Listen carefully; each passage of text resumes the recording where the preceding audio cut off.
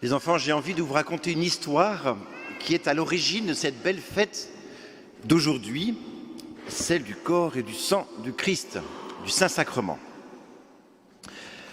Alors, j'aime bien cette histoire parce qu'elle est en lien avec mon pays, la Belgique. Nous sommes en l'an 1200, après Jésus-Christ, et donc, il y a une grande épidémie dans cette région autour de Liège, en Belgique donc, qui a décimé beaucoup de personnes, notamment des parents de 2 jeunes filles qui se retrouvent donc orphelines. Et elles vont être accueillies juste à côté, dans un monastère au mont Cornillon. Et elles vont vivre avec les sœurs, et elles vont grandir, elles vont faire du caté comme vous, elles vont s'occuper un peu de la ferme, elles vont faire des études. Et puis, il y en a une qui s'appelle Julienne et qui va demander à rentrer dans le monastère où elle vit pour devenir religieuse. Et c'était accepté. Et elle prie beaucoup. Et un jour, elle a une vision, comme dans un rêve. Et dans ce rêve, elle voit la lune, très belle, mais il manque une petite portion de la lune. Elle est comme noire dans une petite partie, assez grande quand même. Vous savez, quand on joue au Trivial Poursuite, on met des camemberts là. C'est comme s'il en manquait un. Et elle voit ça, et chaque fois qu'elle prie, elle a cette vision qui revient et qui revient. Et un jour, elle a été éclairée par Jésus, qui lui raconte cette vision. Et lui dit, tu vois, Julienne, la lune est très belle, c'est mon église qui est très belle. Il se passe de très belles choses dans mon église. On construit des cathédrales, on va à Jérusalem pour défendre la ville, on fait des sacrifices, il y a beaucoup d'offrandes, les églises sont pleines. Mais pas tant que ça. Et il manque quelque chose pour que la fête de l'Eucharistie soit célébrée.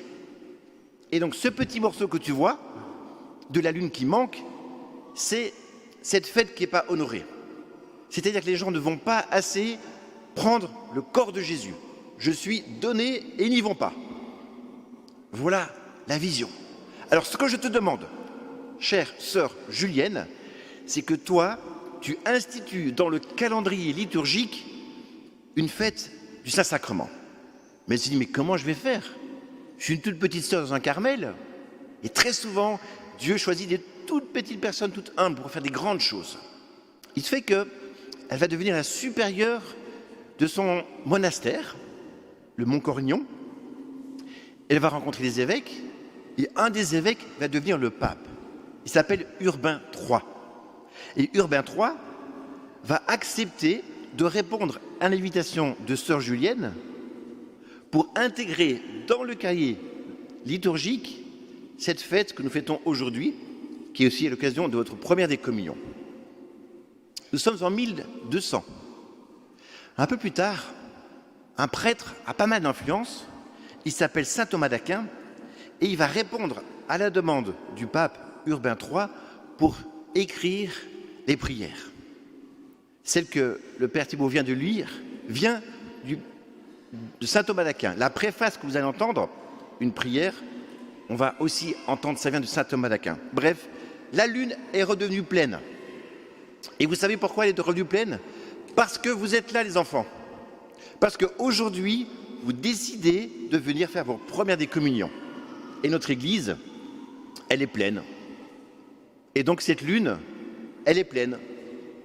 Et donc le rêve de Jésus est réalisé. Merci d'être venu ici. Alors j'ai envie de vous poser une question. Qu'est-ce qui fait que vous êtes ici? Pourquoi demandez-vous votre première des communions? Alors je ne vais pas faire passer un micro parce que j'ai la réponse. Parce que vous avez écrit dans des questions qu'on vous posait sur une feuille plein de belles réponses. Alors j'ai pris le temps de lire toutes vos réponses. J'en ai trouvé des très belles. Celle qui revient très souvent, c'est pour me rapprocher de Jésus. Magnifique. Parce qu'il m'a donné une grande famille, qui est l'Église. Et je suis fier d'y être. Magnifique. Vous avez marqué aussi pour que Jésus soit présent dans mon cœur. Exactement. Quelqu'un a marqué pour faire plaisir à mes parents. Bon, pourquoi pas? Il y a un peu plus, j'espère quand même. Pour recevoir Jésus dans mon cœur et consacrer à lui, je sens sa présence pendant la messe. Waouh! Qui a écrit ça? Je ne sais plus, mais c'est beau. Vraiment, c'est beau. Alors, je voudrais à mon tour vous donner 5 raisons pour lesquelles il est bon que vous fassiez votre première des communions. On y va? Écoutez bien. La première raison, c'est que vous répondez à l'appel de Jésus. Jésus, dans ce grand désir qu'il a donné à Sainte Julienne, elle n'est pas sainte d'ailleurs, eh bien, vous êtes là pour que la lune soit pleine. Et donc vous répondez au désir de Jésus. Jésus, il te dit, où, je suis là, dans cette messe, je suis là dans la parole que tu écoutes, je suis là dans l'Eucharistie, je vais me donner à toi. Et j'ai envie que tu sois là. Merci d'être là. Je ne sais pas si vous avez entendu les cloches qui ont sonné.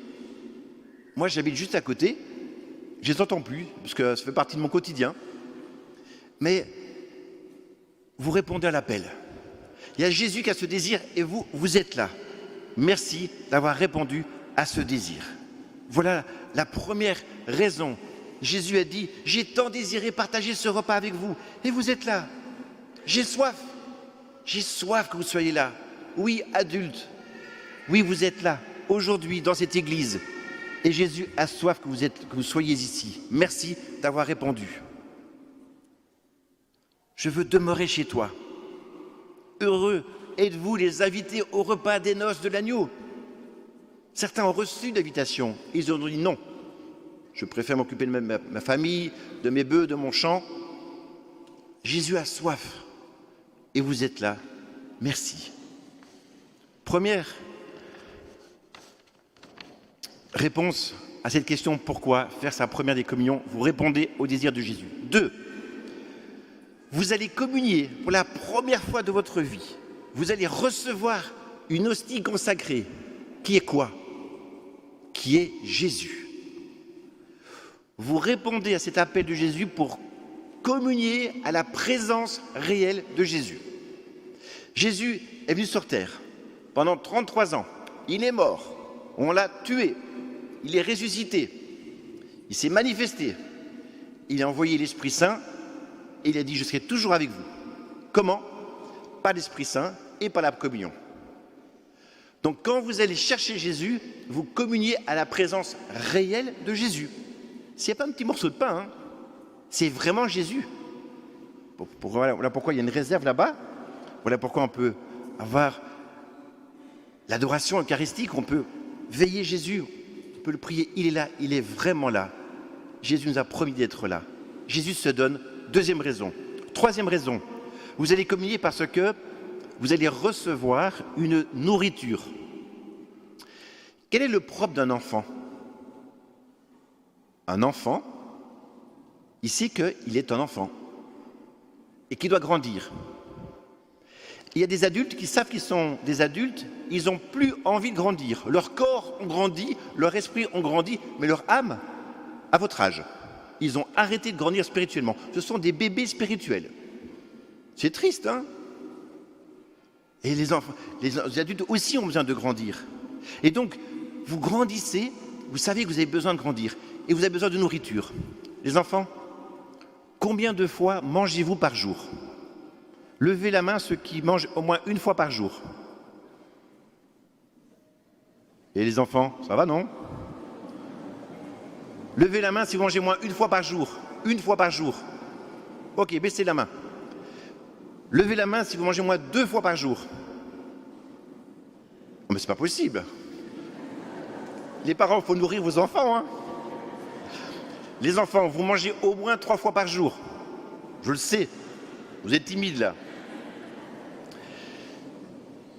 Vous mangez parce que vous avez besoin de force pour votre corps. Spirituellement, c'est pareil. Nous avons besoin de l'Eucharistie pour grandir spirituellement.